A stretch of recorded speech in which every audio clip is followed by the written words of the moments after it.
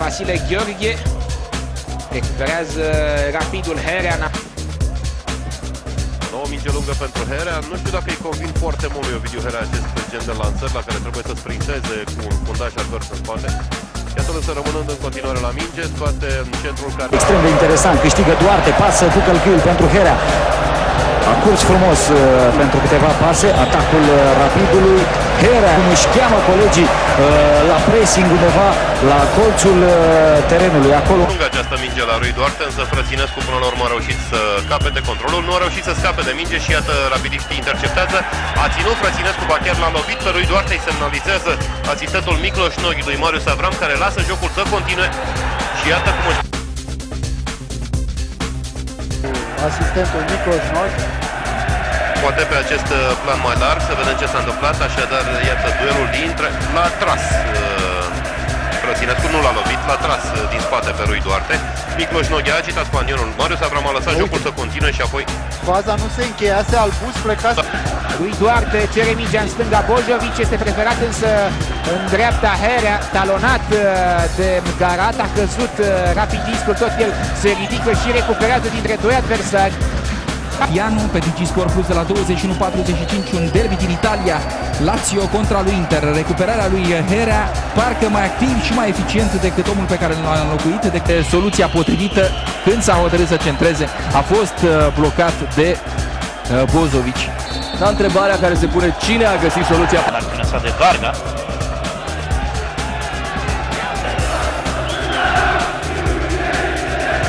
Da, a fost rașchetat cu crampoanele de Cosmin Contra. De nefolosit.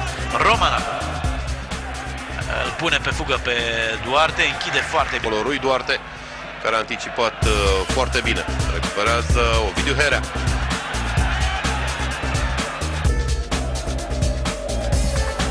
Iată o minge pierdută cu ușurință de Bozovic, intervine Herea foarte bine și...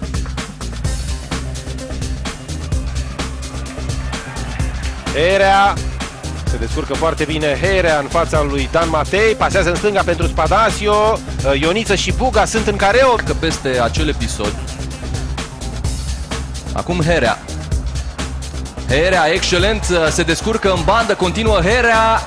A încercat. Tot ce ți-ai notat pe agenda. Între timp rapidiștii au recuperat la mijlocul terenului. Herea pentru Ienci, iată-l pe Ienci, a ajuns în banda dreaptă.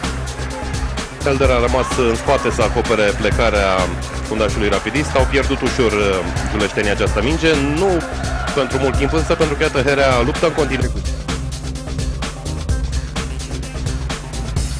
Recuperează Herea, se lansează foarte bine Gialovic. Foarte bună. Terenului l-ați văzut pe Jaime Junior controlând bine mingea la mijlocul terenului, trimițându-i printre picioarele lui Herea. De la margine pentru jucătorii echipei gazdă.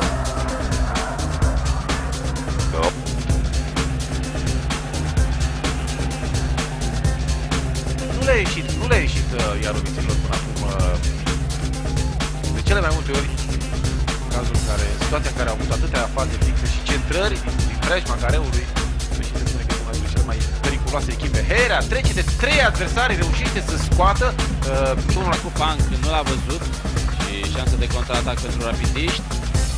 Se opune însă același Herea.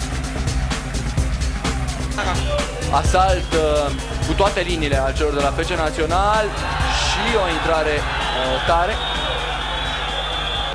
pe care l-a obținut în prima repriză. S-a zvonit că Ovidiu Herea este dorit de formația greacă AEK Atena. În altură de colț, spre colțul scurt, a respins Herea. 11 goluri a înscris Sportul în cele 5 etape ale returului disputate până acum.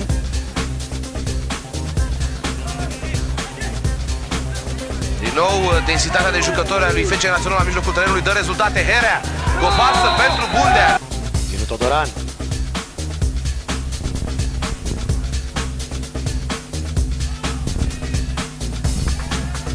Greu, până la urmă reușesc bancarii să câștige posesia. Intervenție perfect regulamentară a lui Șchiop. Cea oprea. S-a împiedicat acolo în minge și nu a reușit să preia. Câștigă totuși bancarii posesia și obțin lovitură liberă. A fost un faul. Este Drăgan. Foarte frumos. Da, s-a complicat, a riscat.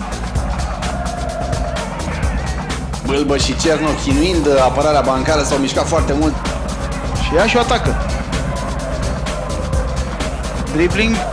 A fost Tincu. A fost blocat.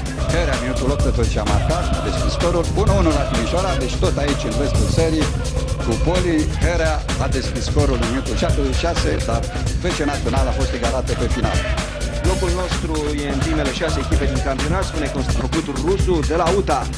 Amara, ce preluare! La mijlocul terenului am văzut câteva preluări, câteva faze deosebit de spectaculoase.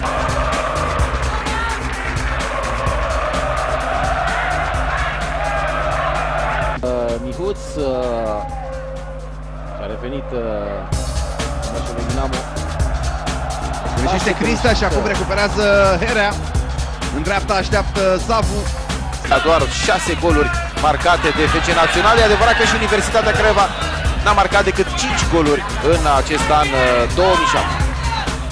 Para avea Oltenii o sarcină destul de